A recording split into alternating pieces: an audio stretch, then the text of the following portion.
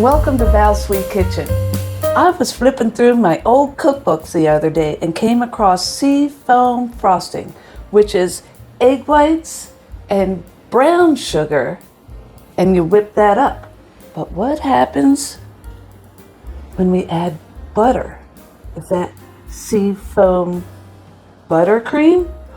Or, because of the method, is it Swiss Meringue Buttercream with brown sugar? Let me know in the comments. Let's go have some fun. We're just going to start with 7 egg whites. I always separate my egg whites outside of the bowl.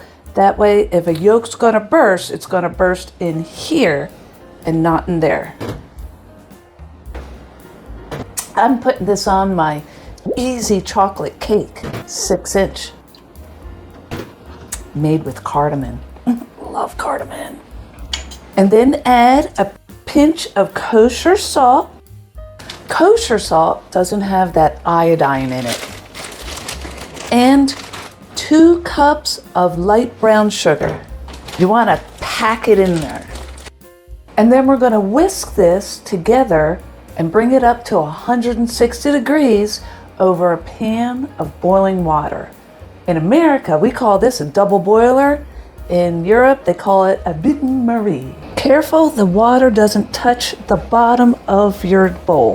This is going to bring up the temperature while not scalding it. You want to bring the temperature up to 160 degrees or until you can't feel, and this is going to be hot, can't feel any more granules. And that happens at about 160 degrees. I left the link in the description of where you can pick one of these up. They're so handy. I use them almost every time I bake. And because I don't want to crack my bowl, I'm going to cool it down in an ice water bath. Just for a few minutes. This is also going to help bring it down to room temperature, which is what we need in the next step. And now that it's cooled off, we're going to whisk it into this wonderful ooey gooey frosting. Lovely ooey gooiness. Whisk it to stiff peaks and start adding your butter when they're at the same room temperature. And it's okay, it's going to turn a little soupy at first, but it's all going to come together. Just make sure your butter temperature is the same temperature as your egg white mixture. Otherwise, it's going to melt the butter or the butter could freeze up. We want a nice, smooth consistency. And celebrate that last chunk. Add a teaspoon of vanilla extract. Now it's all come together. If you want, there's a lot of air in the frosting right now. You can change over to your paddle attachment and it'll take out some of that air, if not most of it.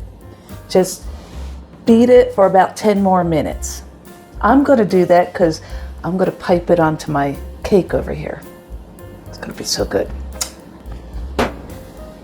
I think the best thing about this frosting is it's light, not overly sweet, and it's very fluffy.